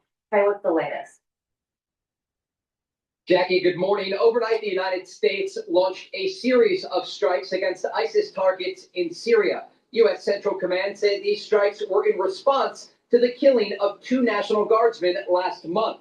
According to reports, the U.S. used more than 90 precision-guided munitions, hitting over 35 locations. These were the second round of strikes against the Islamic State since that attack on U.S. forces. CENTCOM continues to monitor ISIS activity, but officials tell Fox News they're also closely watching the ongoing protests in Iran. Over the weekend, massive demonstrations swelled across Iran, with fires set in major cities, government buildings torched, and mosques burned down. For the third day, Iranian officials have shut down the internet access there, but with Starlink satellite uplinks, some images and information are trickling out, including reports that security forces have opened fire on protesters in multiple cities. Crowds in northern Tehran chanted, "Down with the dictator, long live the Shah. Pahlavi will return." With widespread domestic unrest and a Truth Social post from President Trump overnight saying that the USA is ready to help, the Speaker of the Iranian Parliament is warning the United States against striking Iran. American military centers and bases and ships in the region will be our legitimate targets. This week, the Israeli Security Cabinet is holding consultations about the situation in Iran. Jackie? Trey Ying's, thank you so much. Joining me now is Senate Intelligence Committee Vice Chair, Senator Mark Warner. Senator, thank you so much for being with us this morning. Just to start off. Thank you, Jackie. Thank you. Your reaction to these strikes in Syria, anything you can say about the degree to which the U.S. has degraded ISIS with this attack? Well, we continue to hit ISIS targets in Syria, and they are bad folks. Let's acknowledge that, and let's also acknowledge the fact that the Iranian people are very brave. to stand up against the repressive regime. But if we step back for a moment, Jackie, in less than a year, President Trump has used American military to attack Syria, Iraq, Iran, Yemen, Nigeria, Venezuela. We've got 20% of our fleet off the coast of Venezuela maintaining a blockade. And our military did remarkable in Venezuela. He's now threatening Colombia, Greenland, and other nations. I'm against the bad guys around the world, but I'm not sure that America trying to be the policeman for the whole world is why Americans hired Donald Trump to be president.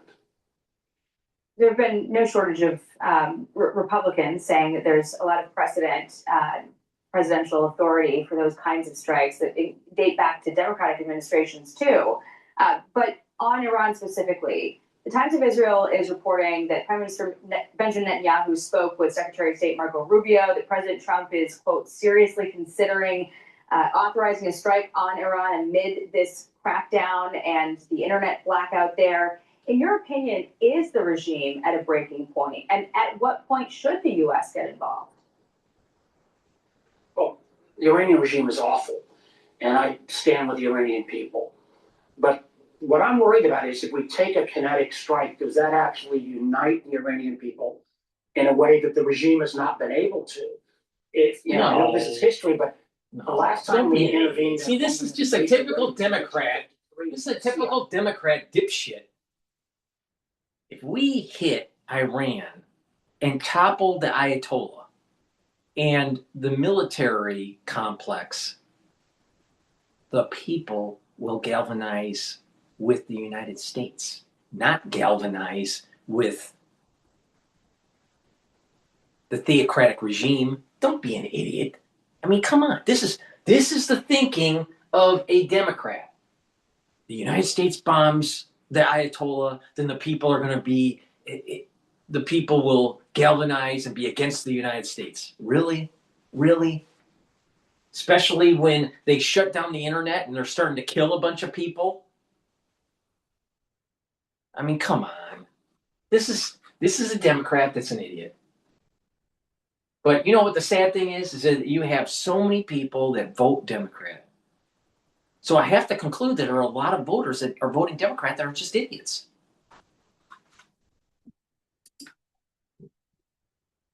They overthrew the Iranian regime to protect Iranian oil for the West. Many historians would argue that led to the Ayatollah.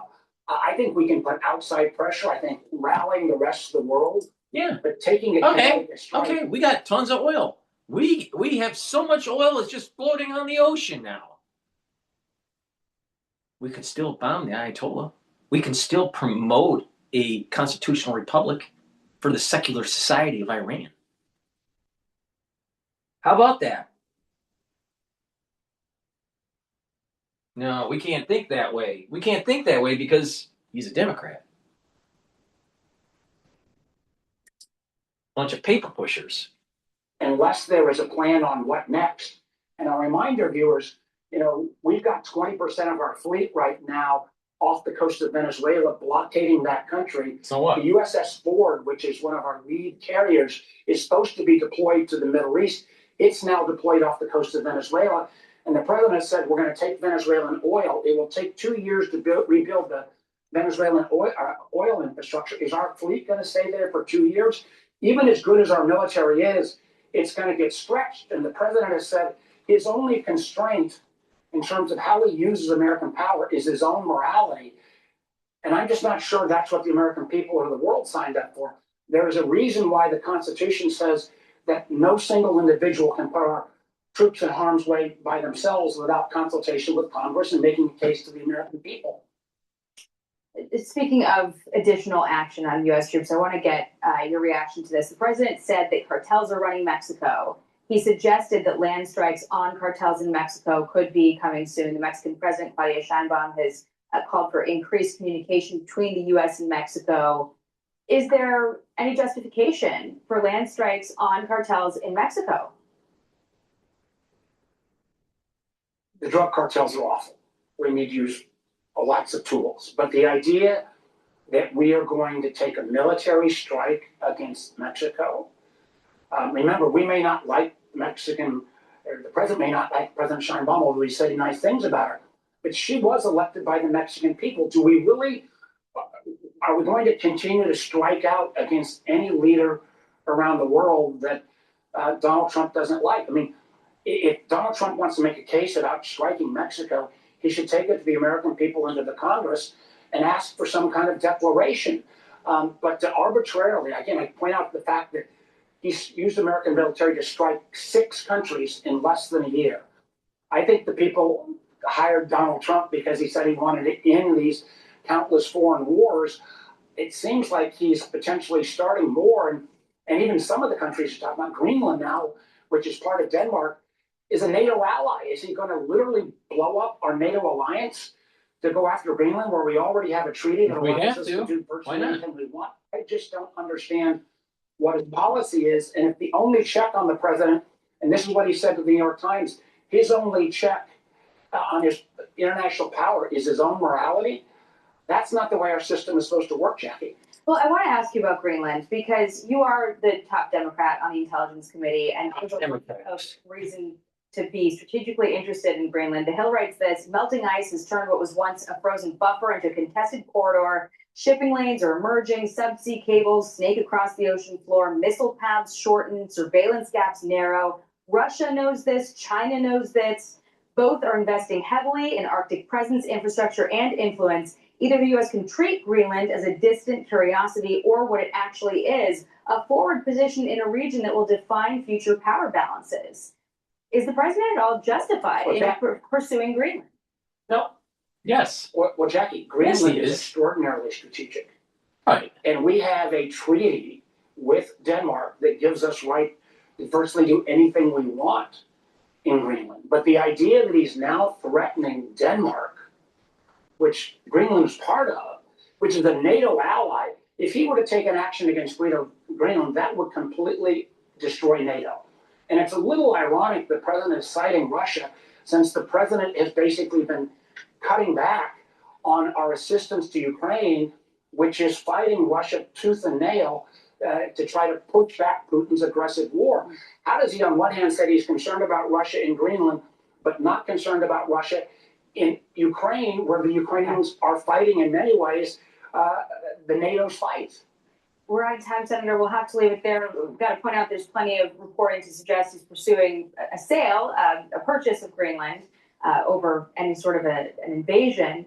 But this is obviously an evolving issue. Let's see if we can get a settlement. But breaking against a NATO ally, I don't think the American public will stand for that. Senator Mark Warner, thank you very much for your time. Appreciate it. Please go to my store, the-studio-reykjavik.com, and get the third pillar for the core protocol to slow down the aging process. Turmeric. This will soak up free radicals, bring down inflammation. Ashwagandha root, control your cortisol levels and your blood glucose levels. Lignans will help with your immune system and your endocrine system, bring down inflammation and soak up free radicals. When you stack these together, it's a very powerful stack. It'll bring down that inflammation, slow down the aging process, boost up your immune system, help with your endocrine system, help the health of your neurons, because it's bringing down inflammation and soaking up free radicals, so there's less erosion of the myelin sheath of the neuron. This will also help with your cardiovascular health by reducing plaque formation, because if you soak up free radicals and reduce inflammation at the vascular level, you have less plaque buildup. So you'll have better blood flow. And guess what? When you have better blood flow, you have better perfusion. When you have better perfusion, you don't age as fast. Guess what?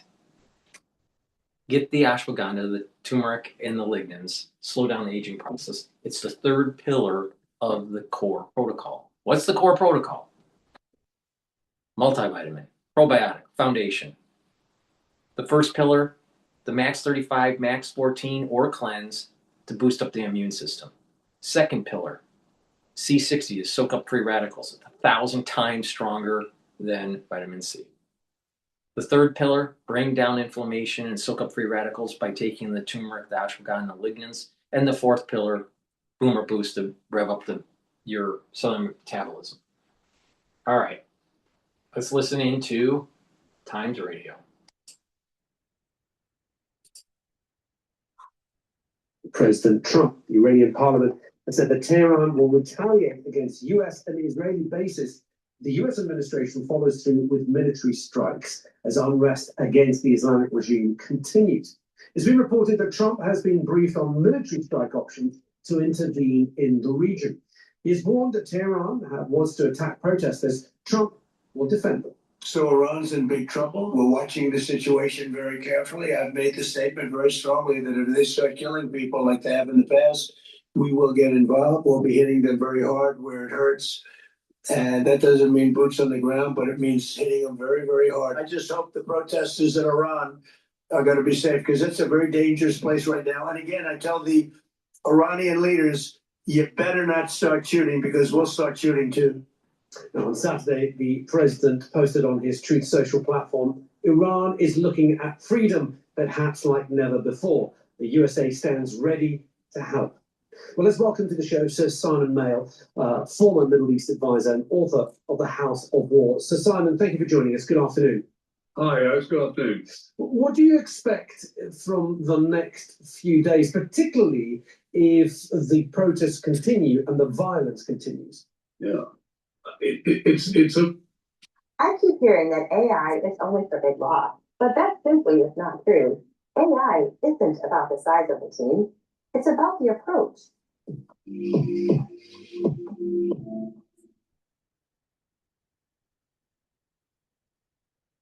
I used to feel like I was playing cat and mouse with my clients, always chasing them for payments, but now I get paid without the exhaustion. It makes sense that zero users who use the online invoice payments get paid up to twice as fast. Do yourself a favor and try zero.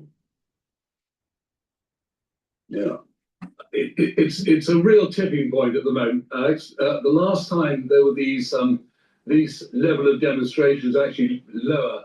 In 2019, there were about 500, 600 people killed, about 25,000 people rounded up, arrested, detained, many executed afterwards.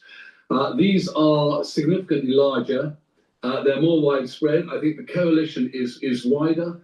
The Bazaris, the peasants, or certainly the people from the countryside, clearly the very obvious ones, also youngsters, women among them. And the regime has, up to a point, proved to be, I wouldn't say showing restraint, but the president talked about trying to meet them halfway. They talked about giving some money.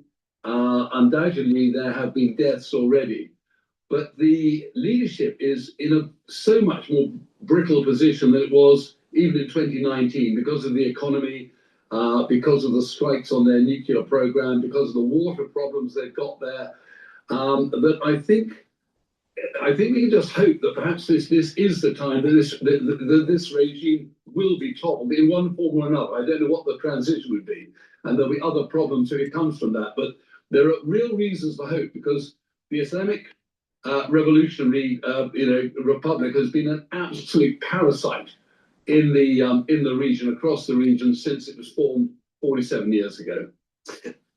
President Trump's involvement, do you think that actually can be the catalyst here? We've heard from President Trump that the US won't be afraid to protect the protesters. Now, of course, we've got to take that with a pinch of salt, because protesters continue to be killed and continue to be severely injured, and we haven't seen any action taken by the US. Do you expect the president to take any action? I think that, I rather hope that they really are weighing up options carefully, because there's any number of things the Americans could do. When they responded to the Iranian attacks on Israel, of course, it was very, I use the term surgical, on the Natanz and Fordow nuclear plants. This would be a direct targeting, of course, of probably the leadership of the IRGC, possibly the leadership, even the leadership of the Supreme Leader himself. And one would just have to be very aware of those consequences. It wouldn't surprise me at all, and I have no inside information, if Mossad and the CIA are already conducting a very sophisticated campaign within Iran, targeting the leadership through their mobile phones, through their through the internet, either encouraging them to leave the country, possibly offering large sums of money for people who will go, or certainly threatening them that if they do unleash the IRGC and the Basij on the protesters, they will be hunted down. And we've seen how effective that has been in pursuing the architects of the nuclear fallouts. Now, Tehran has warned that it will retaliate if it's attacked by the US. They've said that they would attack US bases and Israel. Would you expect that to be the case? Would you expect them to even attack first, take the initiative? Or at the moment, do you think they're far too weak in dealing with those protests that attacking US bases is the last thing on their mind? Well, Alex, just remember what happened with the wave of drone strikes on Israel, and then the wave of ballistic missile strikes on Israel before. It proved really what a rather toothless monster the Iranians are. They're bloody good at beating up people. They've been extremely effective in catalyzing and supporting the militias around the region, the proxies in Iraq, the Assad regime, clearly Hezbollah and Hamas.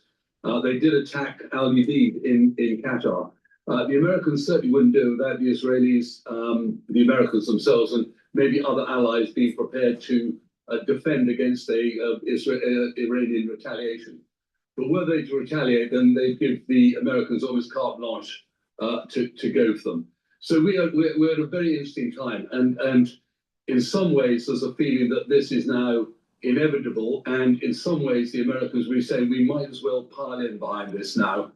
We might as well affect a change, whatever that change is. And I know there are all sorts of models of how Iran could develop, including one from Reza Pahlavi, but that's just one of a number of ideas that a transition, how a transition might take place.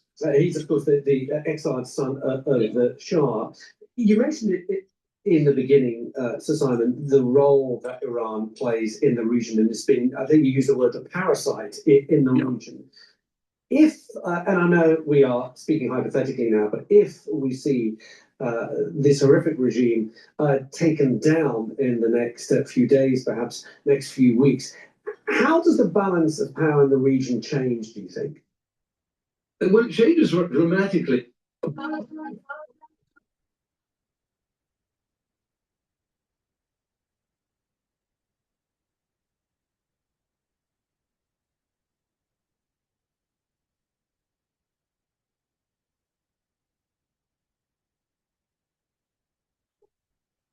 Perfect timing.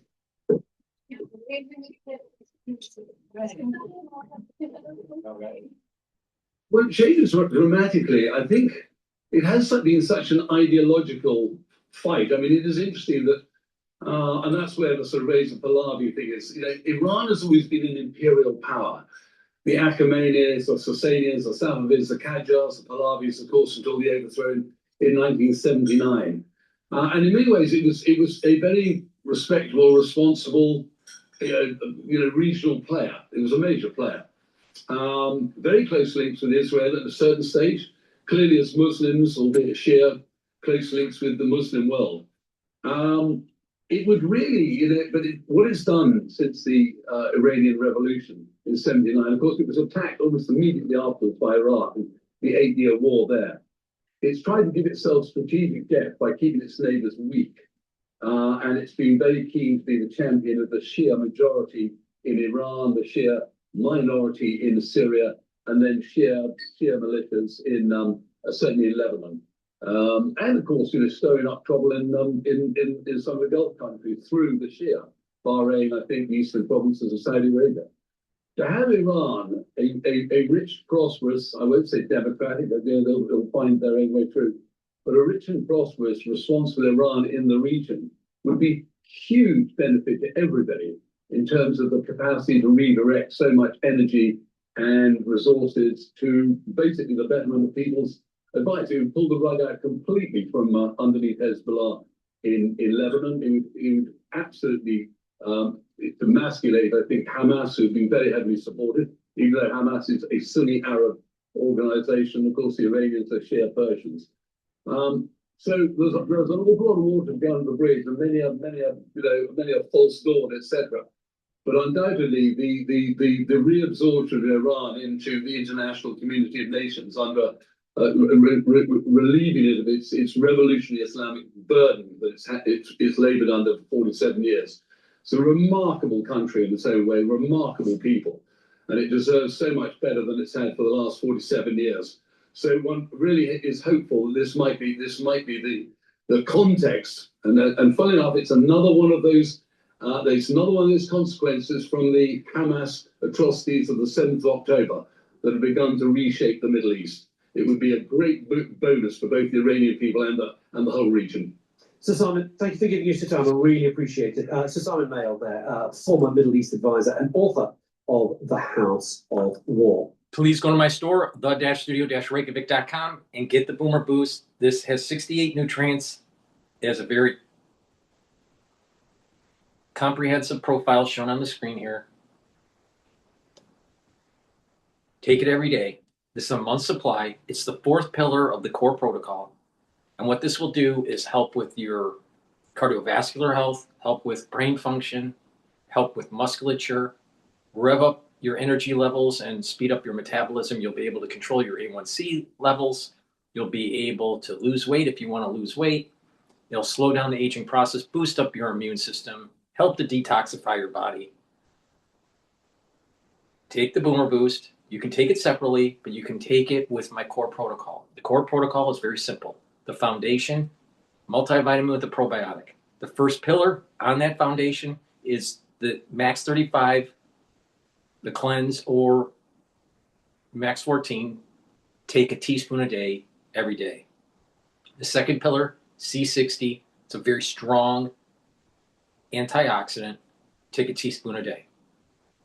The third pillar, the turmeric ashwagandha lignans, take that every day. That will bring down inflammation. That will help with your vascular system, your brain function, and also your immune system. It helps the brain function by bringing down inflammation, and it protects that myelin sheath of that neuron. And the Boomer Boost, rev up those energy levels in your metabolism, and you get all these other benefits: musculature, helping with brain function, helping with the cardiovascular health. So please go to my store, the-studio-reykjavik.com, and get the Boomer Boost. That's the end of my broadcast. Iran is going to affect the oil markets. Now, it doesn't mean that it's going to be wild swings, but I think that there's a higher probability of energy moving, especially Brent crude, moving upward as these protests continue. For Iran to be a prosperous nation long term, it needs to embrace a constitutional republic and not some sort of throwback to some monarchy. Thank you for listening. Please go to my store, the-studio-reykjavik.com. Get the great supplements that I offer. Slow down the aging process. And make sure you use discount 5 and you save $5. It's all caps, discount 5. Thank you for listening and have a nice day.